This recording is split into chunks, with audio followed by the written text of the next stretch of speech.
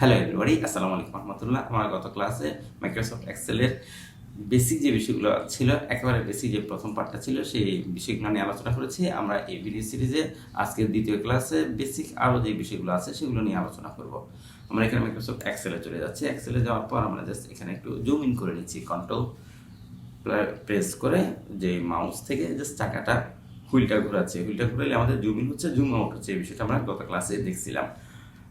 আজকে আমরা just zoom করার পর আমি চাচ্ছি এখানে যোগ বিয়োগ গুণ ভাগ করবো। সেক্ষেত্রে আমি জাস্ট যে কোনো একটা সেলে 20 এবং আর একটা সেলে 10 নিয়ে নিচ্ছি। এখন আমি যদি এই দুইটাকে যোগ করতে চাই, সেক্ষেত্রে আমি যে কোনো একটি সেলে গিয়ে প্রথমে ইকুয়াল দিয়ে নিতে হবে। আমাদের মনে রাখতে হবে এক্সেলের মধ্যে যে কোনো ফর্মুলা ব্যবহারের পূর্বে আমাদের ইকুয়াল দেওয়াটা মাস্ট। ইকুয়াল আমাদের বাধ্যগত দিতেই হবে, নাহলে আমাদের এটা ক্যালকুলেশন করা যাবে না। আমরা ইকুয়াল দেওয়ার পর আমরা এখানে 20কে ধরলাম। 20কে ধরলে দেখতেছেন C3, দ্যাট মিনস এই যে সেলস নাম্বারটা আছে সেই সেল নাম্বারটা আমাদের দেখাচ্ছে গত ক্লাসে, যেটা আমরা দেখছিলাম। যেমন এখানে C3 দেখাচ্ছে, C3টা হলো C number column, 3 number rho, এখানে C3টা দেখাচ্ছে। তবে মূল বিষয় হলো এখানে কি সেল নাম্বার দেখাচ্ছে, কোন সেল আছে, এটা আমাদের দেখার বিষয়। আমাদের মূল দেখার বিষয় হলো আমরা 20কে 10 দিয়ে যোগ করতেছি, আমাদের যোগফল 30 আসতেছে কিনা, এটাই হলো আমাদের মূল বিষয়। সেই জন্য আমরা কি করবো, এখান থেকে 20কে ধরলাম, যোগ দিলাম, আমরা 10কে ধরলাম, ধরে আমরা এন্টার দিয়ে দিচ্ছি। আমাদের এখানে রেজাল্ট 30 আসতেছে, দ্যাট মিনস আমাদের সূত্রটা ঠিক আছে। এরপর আমরা যদি এখানে বিয়োগ করি, সেক্ষেত্রে আমরা ইকুয়াল দিব 20 বিয়োগ 10 দিয়ে দিচ্ছি। এরপর গুণ করতে চলে এক্স্যাক্টলি সেম। আমরা ইকুয়াল দিয়ে এই প্রথম সংখ্যাকে ধরে দ্বিতীয় সংখ্যা ইন্টু দ্বিতীয় সংখ্যাকে দিয়ে আমরা এন্টার দিয়ে দিলে বের হয়ে যাচ্ছে। এরপর আমরা ইকুয়াল দিয়ে আমরা যদি ভাগ করতে চাই, এক্স্যাক্টলি সেম ভাবে আমরা ভাগ করে দিতে পারবো। দ্যাট মিনস আমরা যোগ বিয়োগ গুণ ভাগ খুব সহজেই করে ফেলতে পারতেছি। এরপর আমরা যদি চাই যে পার্সেন্টেজ বের করবো, তাহলে আমরা সেটাও আমরা খুব সহজে করে দিতে পারবো। তবে পার্সেন্টেজ দেখানোর আগে আরেকটা বিষয় দেখিয়ে দিচ্ছি। যেমন এখানে আমরা যোগ করতেছি একভাবে, আমরা যোগ আমরা আরো দুইভাবে করতে পারবো। যেমন আমরা প্রথমটা কিভাবে দেখলাম, আর প্রথম সংখ্যাকে দিলাম প্লাস দিয়ে, দ্বিতীয় সংখ্যাকে দিয়ে একটা দিয়ে দিলাম। আমরা যদি 4-5টা সংখ্যা থাকতো, সেক্ষেত্রে কি করতাম, প্রথম সংখ্যাকে ধরতাম প্লাস দ্বিতীয় সংখ্যা প্লাস তৃতীয় সংখ্যা প্লাস চতুর্থ সংখ্যা এভাবে করে দিয়ে এন্টার দিতাম।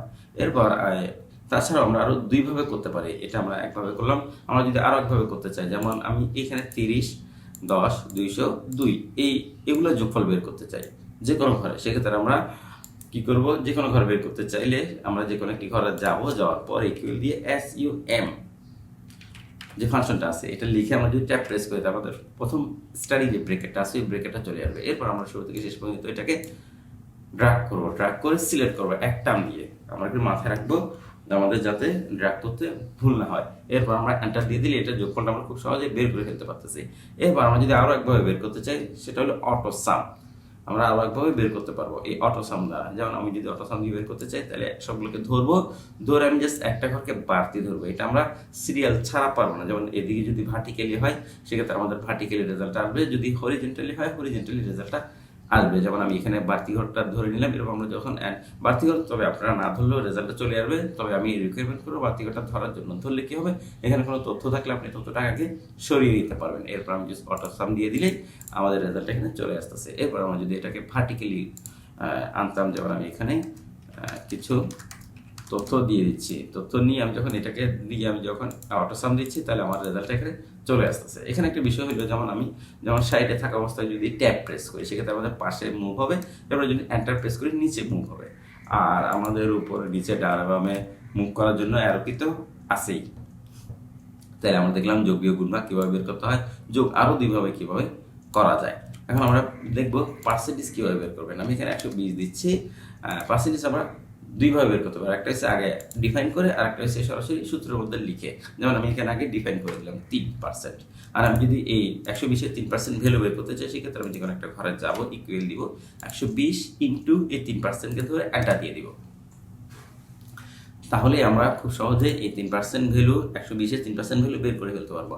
আমরা আরো একভাবে পারবো, সেটা আমরা আগে কোনো জায়গায় ডিফাইন করবো না। সেটার জন্য আমরা ইকুয়াল দিব 120 ইন্টু 3% সরাসরি লিখে দিয়ে আমরা যদি এন্টার দিই, সেক্ষেত্রে আমরা খুব সহজে কি করতে পারবো, এটার ভ্যালুটা নির্ণয় করতে পারবো। এরপর তবে এটার একটা সুবিধা আছে, এটারও একটা সুবিধা আছে। এটা সুবিধাটা হলো আমরা এখানে ডাইনামিক অনেকটা, আমি যদি এখানে 5 লিখি, সেক্ষেত্রে 5% ভ্যালু আমাদের অটোমেটিক দিয়ে দিচ্ছে। আর এটা সুবিধাটা হলো আমরা এটা যদিও আমাদের ভিতরে গিয়ে চেঞ্জ করতে হবে, তবে এটা আমাদের কোনো বাড়তি কোনো সেল ব্যবহার করতে হচ্ছে না, বাড়তি কোনো ডাটাবেস ব্যবহার করতে হচ্ছে না। তবে আবার তাহলে আমরা কোনটা ব্যবহার করব? আমরা দুইটাই আমাদের আসলে প্রয়োজন, আমাদের দুইটাই আমাদের প্রয়োজন হবে। যখন যেটা প্রয়োজন আমরা তখন সেটা ব্যবহার করব। তাহলে আমরা যোগ বিয়োগ গুণ ভাগ পার্সেন্টেজ দেখলাম। এরপর এরপর আমরা নেক্সট ক্লাসে যেই বিষয়গুলো আছে, যেমন অটোমেটিক কিভাবে 1 2 3 নিয়ে আসা যায়, জানুয়ারি ফেব্রুয়ারি নিয়ে আসা যায়, এরপরে কিভাবে সেলগুলো কালার করা যায়, সেলগুলো বোল্ড ইতালিক, আরও যে অ্যালাইনগুলো আছে, মার্সেলগুলো আছে, এগুলো নিয়ে আলোচনা করব। আল্লাহ হাফেজ।